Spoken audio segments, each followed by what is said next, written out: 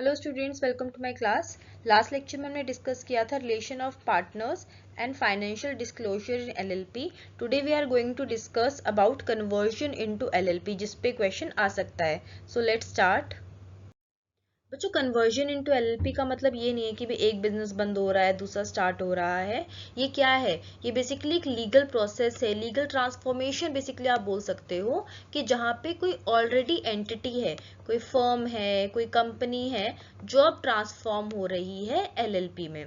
Okay, इसका मतलब मैंने बोला एक बिजनेस बंद होकर दूसरा नहीं स्टार्ट हो रहा, आपका बिजनेस वही है, वही कंटिन्यू हो रहा है, साथ में उसका लीगल स्ट्रक्चर बेसिकली चेंज हो गया है। अब लिमिटेड लाइबिलिटी और सेपरेट लीगल स्टेटस के साथ बिजनेस आपका कंटिन्यू हो जाएगा। तो आइडेंटिटी चेंज होती है, बिजनेस आपका इंटैक्ट रहता है। तो आप बोल सकते हो बिजनेस वही है, ऑनर वही है, लेकिन एसेट्स भी वही हैं, लेकिन जो लीगल स्ट्रक्चर है वो अब नया हो गया है लिमिटेड लाइबिलिटी के साथ में। सो कन्वर्जन इनटू एलएलपी एक लीगल प्रोसेस है जिसमें एग्जिस्टिंग फर्म या कंपनी है जो अब एलएलपी में ट्रांसफॉर्म हो रही है, बिजनेस आपका सेम है। Now what are the reasons of conversion? मैंने बोला कि जो ऑलरेडी एग्जिस्टिंग आपकी कोई फर्म है, कंपनी है, वो कन्वर्ट हो रही है एलएलपी में। तो हो क्यों रही है कन्वर्ट? रीजन क्या है? सबसे पहले हम बात करें, अगर कोई ऑलरेडी पार्टनरशिप फर्म है वो क्यों कन्वर्ट हो रही है। बच्चों, अगर मैं ट्रेडिशनली फर्म की बात करूं, जो इंडियन पार्टनरशिप एक्ट 1932 में जो पार्टनरशिप फर्म हुआ करती थी, उसमें जो बहुत बड़ा ड्रॉबैक था वो था अनलिमिटेड लाइबिलिटी का, कि पार्टनर्स की लाइबिलिटी अनलिमिटेड हुआ करती थी। जो पार्टनर्स थे वो एक दूसरे के एक्ट से भी बाउंड होते थे, लाइबल होते थे। एक के एक्ट का इम्पैक्ट दूसरे पे पड़ता था, दूसरे पार्टनर्स पे। ओके, कोई सेपरेट लीगल एंटिटी नहीं थी। पार्टनर्स और पार्टनरशिप फर्म को एक ही माना जाता था, क्योंकि केस कर रहा है तो पार्टनर पे केस माना जाता था। नेक्स्ट है, अगर मैं कंपनी की बात करूं तो कंपनीज क्यों एलएलपी में आती है? आप तो कहोगे भाई कंपनी तो ऑलरेडी इतने ज्यादा बड़े लेवल पे होती है, बट नहीं, जितने बड़े लेवल पे कंपनीज होते हैं उतना ज्यादा इनके ऊपर कंप्लायंस भी होता है। ओके, जो इनको फुलफिल करना होता है, नहीं फुलफिल करेंगे पेनल्टीज लगेंगी, कॉस्ट बहुत ज्यादा होती है और फ्लेक्सिबिलिटी बहुत कम होती है। ओके, सो इस वजह से हमारा एलएलपी यहाँ पिक्चर में आता है। तो एलएलपी की वजह से क्या मिल जाएगा भाई? जो ऊपर यहाँ पे अनलिमिटेड लाइबिलिटी का प्रॉब्लम था पार्टनरशिप फर्म में, पार्टनरशिप एक्ट 1932 के अकॉर्डिंग, वहां पे अब बात आ जाएगी लिमिटेड लाइबिलिटी का फायदा हो जाएगा अगर वो पार्टनरशिप फर्म एलएलपी में कन्वर्ट हो जाती है। दूसरा, सेपरेट लीगल एंटिटी मिलेगी। पहले नहीं थी पार्टनरशिप फर्म में, सेपरेट नहीं माना जाता था, बट अगर आप एलएलपी में कन्वर्ट हो जाते हो तो आपको सेपरेट लीगल एंटिटी का बेनिफिट मिलेगा। नेक्स्ट, कंप्लायंस कम। अगर मैं कंपनी से इसको कंपेयर करूं तो कंपनी में ज्यादा कंप्लायंस है, एलएलपी में कंप्लायंस कंपैरेटिवली कम होते हैं। नेक्स्ट, एलएलपी में कंपनीज के मुकाबले में फ्लेक्सिबिलिटी मैनेजमेंट में ज्यादा है, अपने हिसाब से वो लोग एग्रीमेंट बना सकते हैं और उसके हिसाब से वो काम कर सकते हैं। सो कन्वर्जन क्या है? बेसिकली एक शिफ्ट है बेटर स्ट्रक्चर की तरफ, जैसे कि मैंने बताया आपका बिजनेस वैसा ही कंटिन्यू रहता है। चलिए बात करते हैं टाइप्स ऑफ कन्वर्जन की। जो सबसे कॉमन टाइप है पहला, वो है आपका जब हम फर्म को एलएलपी में कन्वर्ट करते हैं। देखो बच्चों, ये हमारा गवर्न होता है सेकंड शेड्यूल में, आपको याद रखना है। जितने भी पार्टनर्स आपके फर्म में थे, जो पार्टनरशिप फर्म में थे, वही पार्टनर अब बन जाएंगे एलएलपी में पार्टनर। ओके, देखो ये तीनों ही, आगे हम आगे भी बात करेंगे, तीनों में यही बोलोगे कि जो ऑलरेडी पार्टनर थे या शेयर होल्डर्स थे, जब कन्वर्जन होता है वही लोग एलएलपी में पार्टनर बनते हैं। कोई आउटसाइडर या कोई और कन्वर्जन के दौरान अलाउड नहीं होता। दूसरी हम बात करते हैं, अगर आपको कन्वर्ट करना है प्राइवेट कंपनी को एलएलपी में, पहला सेकंड शेड्यूल से में था, ये वाला है आपका थर्ड शेड्यूल में। अगेन इसमें हमें क्या याद रखना है कि जो आपके एसेट्स हैं उस पर कोई भी चार्ज ना हो, एज अ सिक्योरिटी कोई इंटरेस्ट ना हो उस टाइम, जिस टाइम आप कन्वर्जन के लिए अप्लाई कर रहे हो, तभी कन्वर्ट हो सकती है। जितने भी शेयर होल्डर्स हैं, एग्जिस्टिंग शेयर होल्डर्स हैं प्राइवेट कंपनी में, वही आपके पार्टनर्स बन जाएंगे, कोई और अलाउड इसमें नहीं होगा। तीसरी चीज, तीसरा कन्वर्जन है हमारा अनलिस्टेड पब्लिक कंपनी को अगर आपको एलएलपी में कन्वर्ट करना है। ओके, तो इसके बारे में बताया गया है फोर्थ शेड्यूल में। सिर्फ हमारी अनलिस्टेड कंपनी ही कन्वर्ट हो सकती है, अगर कोई लिस्टेड कंपनी है वो कन्वर्ट नहीं होती, ताकि पब्लिक इन्वेस्टर्स का प्रोटेक्शन हो। ओके, ये जो चीज़ है हमारी कंपनी के बारे में जो सेम रहेगी कि एसेट्स पे कोई सिक्योरिटी इंटरेस्ट नहीं होना चाहिए, जो हमारे ऑलरेडी शेयर होल्डर्स हैं वही पार्टनर्स होंगे और कोई नहीं होगा। तो हमें याद कैसे रखना है, अगर फर्म को एलएलपी में कन्वर्ट करना है सेकंड शेड्यूल, प्राइवेट कंपनी को करना है third schedule, unlisted public company को करना है तो हमारा फोर्थ शेड्यूल। ओके, जो पार्टनर्स थे या जो शेयर होल्डर्स थे, जो एंटिटी पहले ही थी वही बनेंगे एलएलपी में अब पार्टनर। इसके बारे में डिटेल में अब हम आगे पढ़ते हैं। चलिए बात करते हैं steps in the process of conversion, क्या क्या आपको करना पड़ेगा अगर आपको अपनी जो भी एग्जिस्टिंग एंटिटी है उसको कन्वर्ट करना है एलएलपी में। देखिए सबसे पहले तो चाहे वो फर्म है या कंपनी है, उसके पार्टनर्स हैं या शेयर होल्डर्स हैं, वो डिसाइड करे, कंसेंट दे, yes we agree to convert into LLP.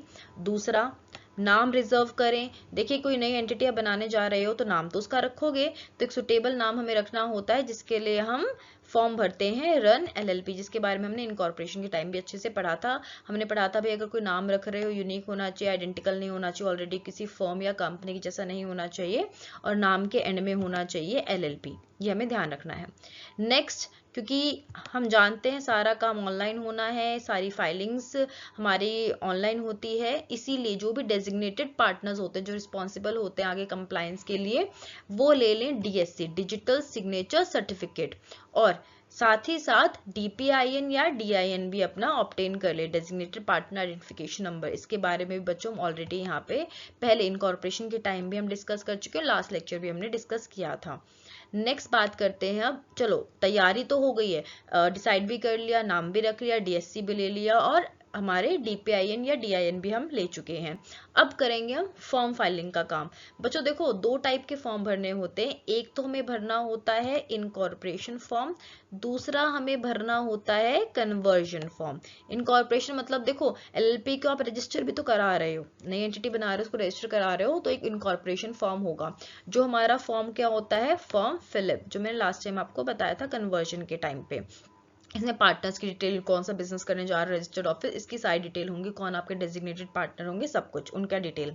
Okay, इसके अलावा अच्छा हाँ, ये हमें किसको फाइल करना होता है, ये हमें ऑफ कोर्स एमसी के पोर्टल पे आरओसी को फाइल करना होता है, रजिस्ट्रार ऑफ कंपनीज को।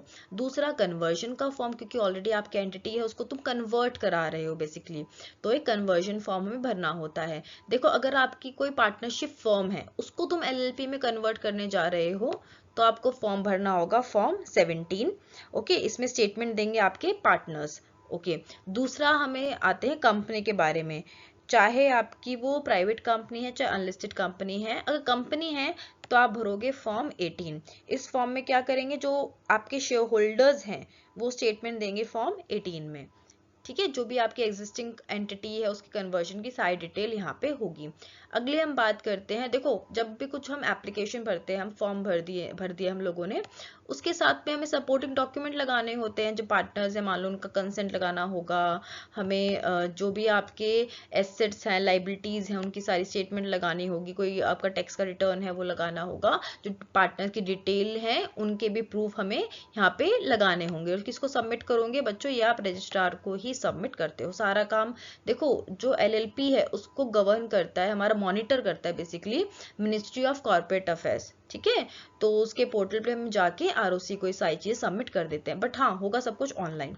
अगली हम बात करते हैं सर्टिफिकेट ऑफ इनकॉर्पोरेशन की। देखो आपने फॉर्म भर दिया, डॉक्यूमेंट सबमिट कर दिए, तो अगर देखो सब कुछ ठीक लगेगा तो जो रजिस्ट्रार है वो क्या करेगा, वेरीफाई कर देगा, आपकी एप्लीकेशन वेरीफाई कर देगा, साथ ही साथ आपको सर्टिफिकेट ऑफ इनकॉर्पोरेशन भी इशू कर देगा। ठीक है, जिस दिन आपका सर्टिफिकेट ऑफ इनकॉर्पोरेशन इशू हो गया उस दिन से आपकी एलएलपी फॉर्म हो जाती है। अगर भाई रिजेक्ट कर देता है इन केस, तो आप एनसीएलटी को भी अप्लाई कर सकते हो। नेक्स्ट देखो अभी ना काम खत्म नहीं हुआ, क्योंकि आप ऑलरेडी एक एंटिटी थे। ओके, सो आप जो पुरानी अथॉरिटीज हैं उनको भी इन्फॉर्म करोगे कि तुम्हारी जो पुरानी एंटिटी है वो डिसॉल्व हो चुकी है क्योंकि अब नई बन गई है।